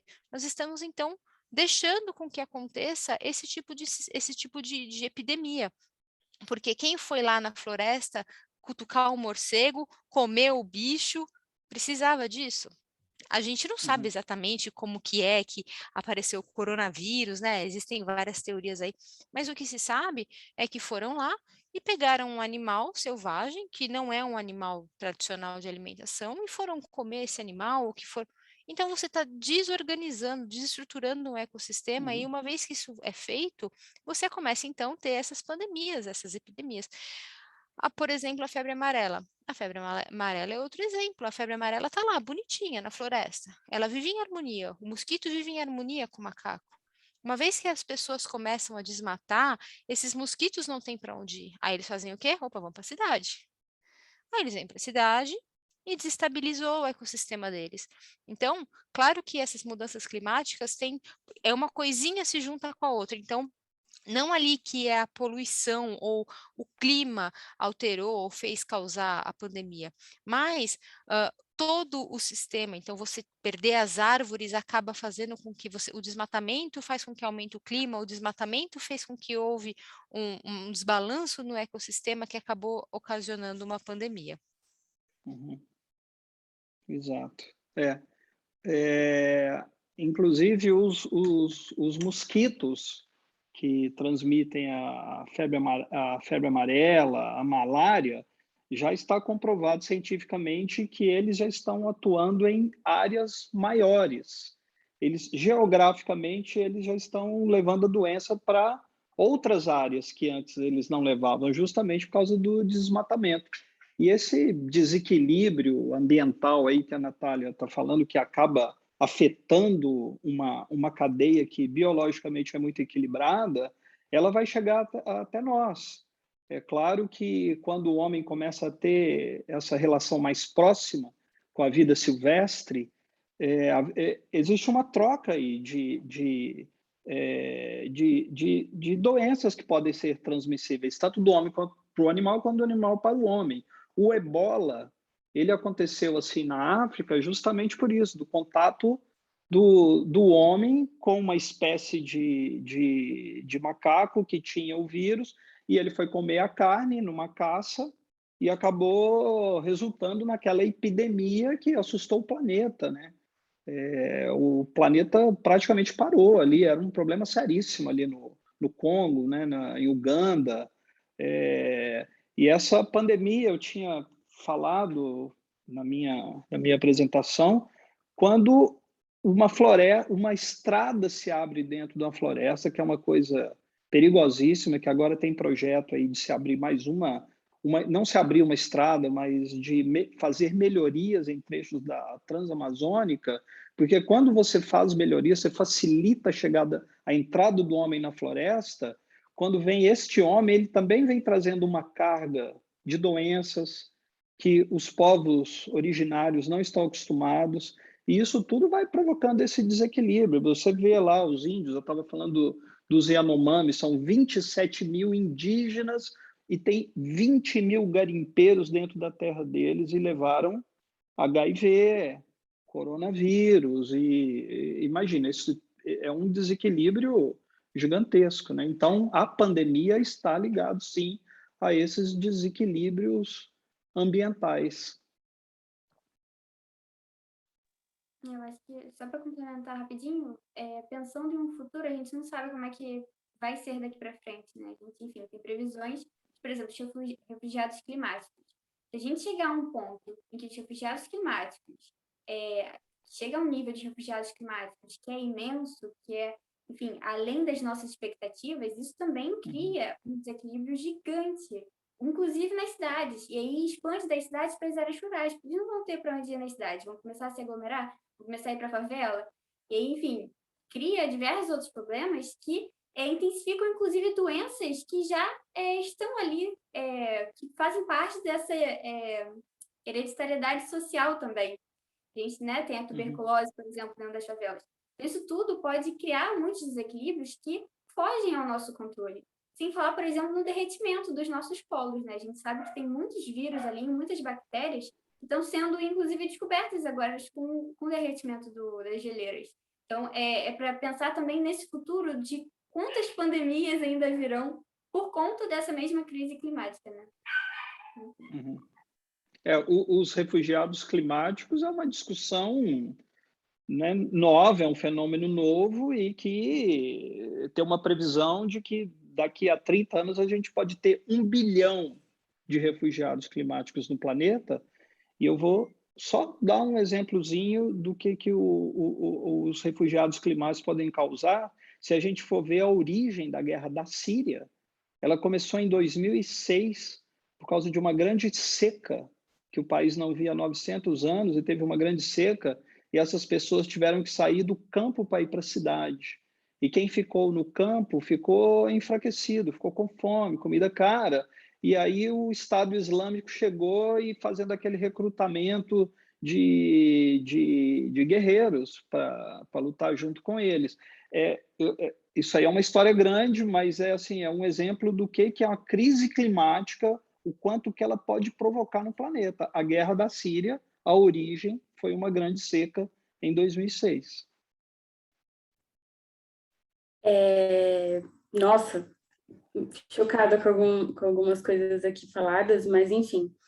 Pessoal, encerramos o chat para as perguntas por conta do tempo mesmo, então a gente tem mais 3 aqui. Se for possível, por conta de aula e tudo mais, as respostas serem um pouco mais curtas, seria extremamente importante. Mas o Vitor tem uma pergunta. Vitor, pode falar. Boa noite, gente. Eu queria perguntar como vocês enxergam o papel da estrutura fundiária na crise climática e se a luta por uma reforma agrária popular é uma aliada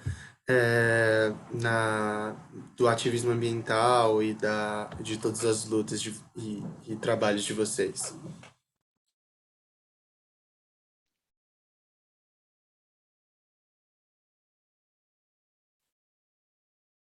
Posso começar respondendo? Cara, essa pergunta, eu acho que ela é essencial. Eu acho que, assim, ela já deveria ter sido feita. Inclusive, a gente vê aí o Sérgio Camargo, né, à frente da Fundação Palmares agora, totalmente descredibilizando todos esses povos, descredibilizando toda essa luta. Mas a gente tem que lembrar que esses territórios, aí entra também o estudo que eu mostrei, né, da ONU, o relatório da ONU falando quantos territórios em que os povos indígenas, em que os pequenos produtores estão, são os mais preservados, né? São os mais conservados, na verdade. E que são aqueles que vão cumprir um papel extremamente importante na luta na adaptação às mudanças climáticas. Então, essa reforma agrária popular, né, e não a reforma agrária que acontece atualmente, essa reforma agrária popular, ela tem que acontecer porque, mexe também com a saúde, que a gente já falou, né, de como a terra está envolvida com a nossa saúde, a nossa alimentação, mexe também com a questão da alimentação. A gente sabe que 70% dos nossos alimentos vêm de pequenos produtores, a gente sabe quanto a terra ela é essencial para isso. Mexe também com toda uma questão de realmente a conservação dos serviços ecossistêmicos, que a gente nem entrou aqui, né, mas que eles são essenciais.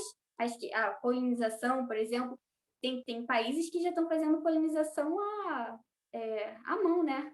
Que não tem mais essa função dos polinizadores. Isso é muito sério porque isso envolve gasto. Isso envolve um gasto econômico que foge à nossa realidade. Isso vai envolver um gasto que, se a gente estivesse conservando agora, a gente não teria futuramente. Então, essa reforma e o papel dessa estrutura fundiária, ele é essencial para lidar com a crise climática.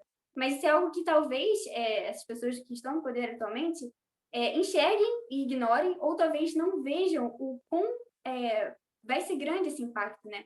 E aí eu vejo muitas pessoas defendendo também, aí só para finalizar, para ser bem rapidinho, defendendo a taxação desses serviços, né? Por exemplo, vou colocar um preço na polinização, vou colocar um preço nas áreas ao redor dos rios, né? Nas matas ciliares, mas também não vejo que esse seja um caminho, né? A gente vê, por exemplo, o relatório do IPCC, a gente sabe que essas grandes reuniões internacionais, elas funcionam dentro do sistema capitalista. Mas se você pega o IPCC para ler e vai ler com calma, né, as medidas de adaptação e mitigação que eles propõem, uma das medidas é colocar um preço na água. A gente sabe que em muitos locais essa água já tem preço, inclusive é considerado ouro azul. Mas que como é que um relatório no nível do IPCC ele colocar um preço na água com o motivo de que as pessoas vão aprender a valorizar, né, e realmente aprender a valorizar esse recurso, esse elemento, e aí isso vai ajudar a combater a crise climática, sabe? Então, para a gente ficar atento também em como essas questões elas são muito essenciais que a gente está deixando passar, né? Mas, enfim, eu vejo que essa estrutura fundiária e a reforma agrária popular, elas cumprem um papel que é essencial, que a gente ainda não entende completamente o quão importante isso é.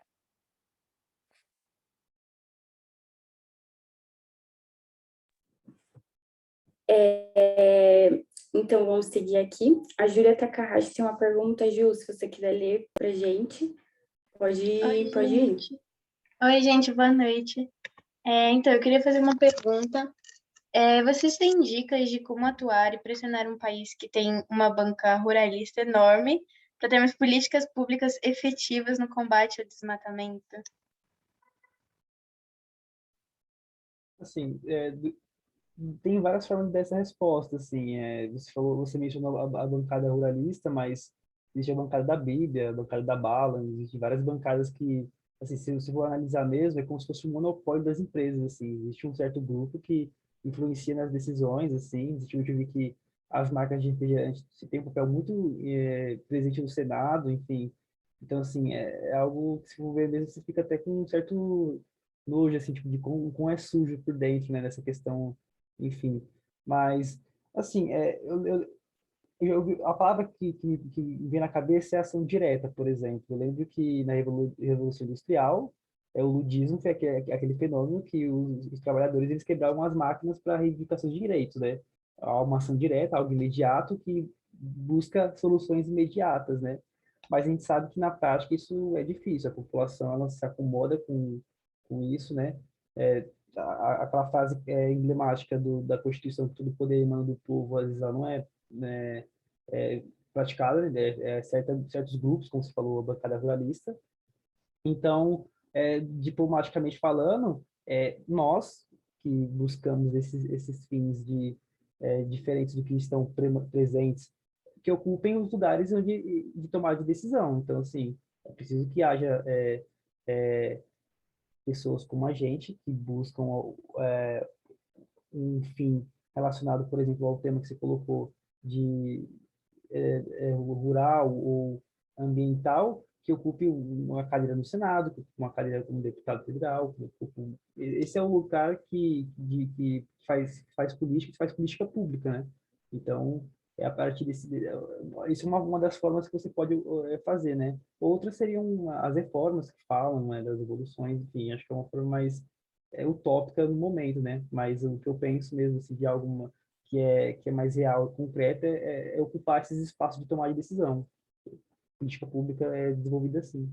Uhum. Complementando aí o Eduardo, eu acho que o que a gente tem que fazer de imediato é o seguinte, eu acho que é começar assim, a não votar em quem não tem uma plataforma voltada ao meio ambiente, a combater as desigualdades, o racismo, é começar a não votar mesmo e ficar muito atento ao que está acontecendo agora no país. O Eduardo tinha mostrado aí uma pesquisa do Datafolha, falando que apenas 15% da população, ali não ficou muito claro, mas me parece que é da população brasileira, parece que apenas 15% da população brasileira não acredita no aquecimento global, mas a gente ficar atento, como ele bem disse, esses 15%, dentro desses 15%, podem ter pessoas que têm as decisões políticas, decisões econômicas, fazem parte desses 15%, como a gente vê hoje no país, né? A gente tem um grupo que hoje está no governo, que é um grupo inteiramente negacionista. A gente hoje não tem um ministro, acho que a gente nunca teve isso dentro da nossa história, a gente não tem um ministro que não seja bolsonarista. Quer dizer, a gente não tem diversidade de ideias dentro desse governo. Isso é um perigo, quer dizer, esses 15% estão ali dentro também, fazem parte, eles que vão dar as diretrizes políticas e econômicas para o país. O dinheiro está lá, a chave do cofre está com eles. Então, isso é um perigo muito sério. E outra coisa que me chamou muita atenção foi que também o Eduardo mostrou, aquele cartaz nas ruas, né, que porra, que inacreditável, que saco ter que continuar lutando por coisas, sabe, de ficar lutando coisas que são óbvias, mas a gente não pode ficar de saco cheio, porque, assim, porra, eu não queria hoje ir para a rua para ficar gritando abaixo a ditadura militar, ou vamos salvar a Amazônia. A gente podia estar num passo mais adiante, né? Mas essa realidade está nos chamando para isso. Então, a gente tem que ser atuante, ficar muito atento nas pessoas que a gente vai escolher.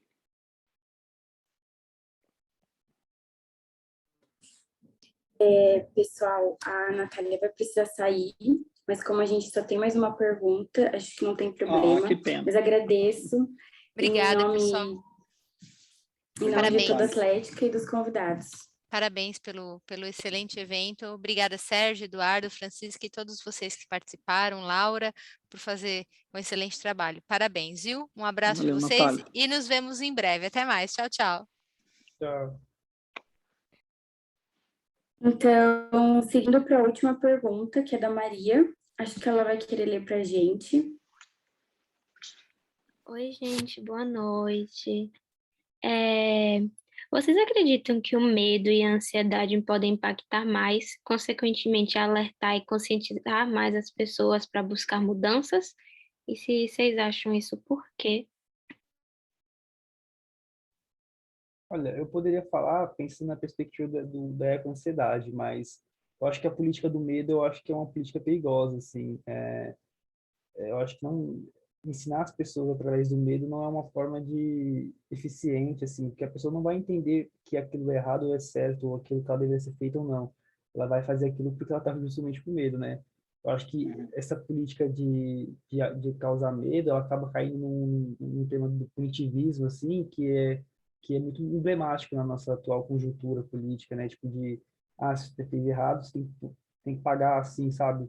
E a pessoa, tipo, faz isso sem olhar a si próprio, porque se hoje é você que roubou, se hoje foi aquela mulher que roubou aquela comida lá no mercado, amanhã pode ser você. Então, assim, é um pouco perigoso, mas, assim, a gente sabe que na prática mesmo, o que acontece, assim, você vai fazer um trabalho, assim, de última hora, porque você precisa, sei lá, pegar da adrenalina, assim, sabe?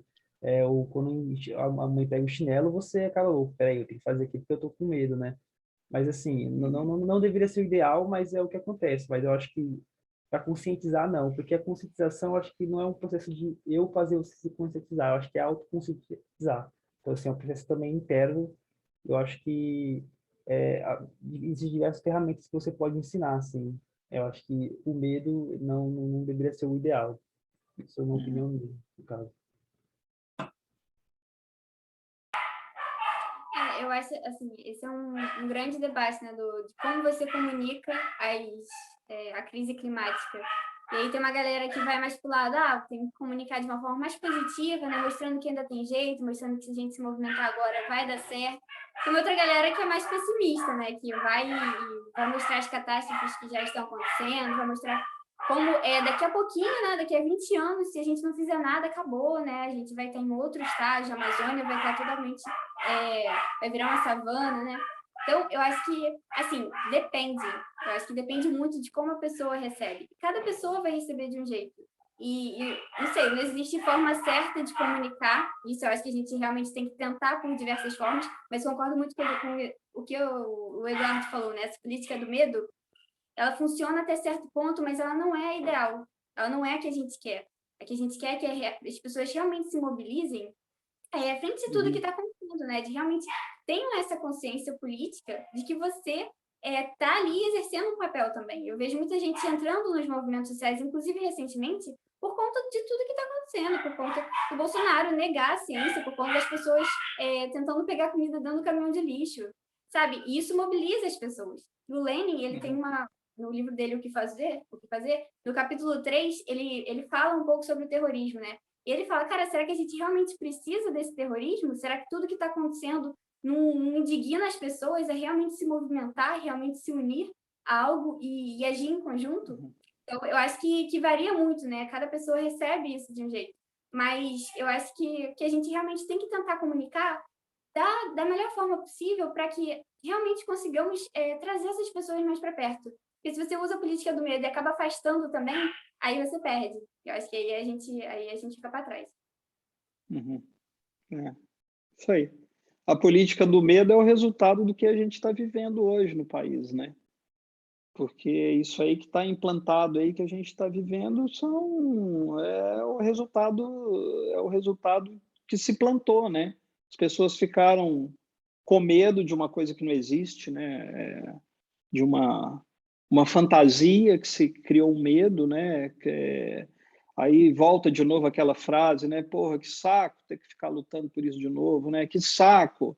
A gente está em 2021 e a gente está falando de comunismo, sabe? Pô, a gente tem que estar muito lá adiante, né?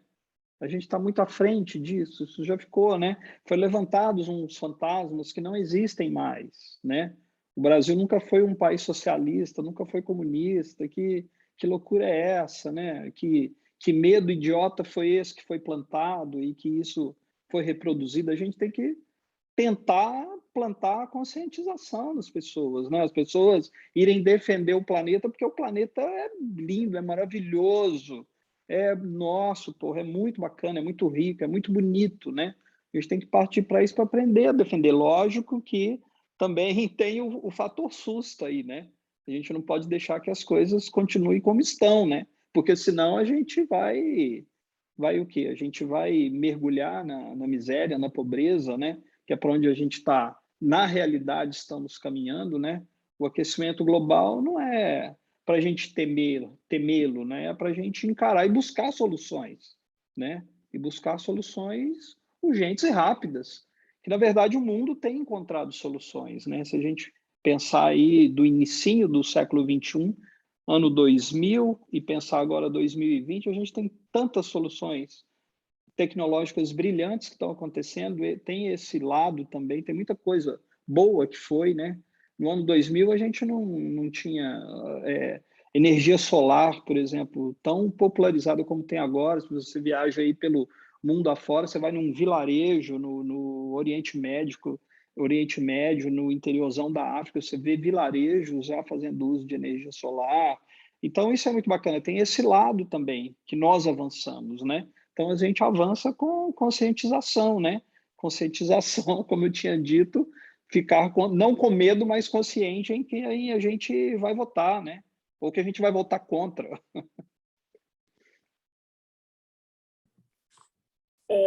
Encerramos então as perguntas. Se alguém tiver mais alguma coisa para acrescentar, pode falar, que a gente está aberto. Caso não, a gente vai encerrando a nossa mesa. Ela se estendeu um pouquinho, mas acho que foi muito necessário. Foi uma discussão extremamente importante, porque a gente acha que as coisas são para depois, a gente fica com aquela ideia de que no próximo século, daqui a muito tempo, e na realidade as coisas já estão acontecendo, a gente já está vivenciando isso, e para os nossos filhos e para as outras gerações isso vai ser ainda mais intenso. Então, em nome de toda a Atlética e do público, eu agradeço muitíssimo a vocês por toparem esse desafio, por toparem falar sobre isso. Foi, nossa, esclarecedor, cheio de dados gente, muito importante. Em resumo, foi muito bom. Mas é isso, então, muito obrigada. E até um próximo momento. Amanhã estaremos de volta com uma mesa sobre gordofobia, então eu espero todos vocês, né, o público que está assistindo a gente. Obrigada, viu? Obrigado a todos. Valeu. Obrigado, pessoal. Obrigado, tchau. Valeu.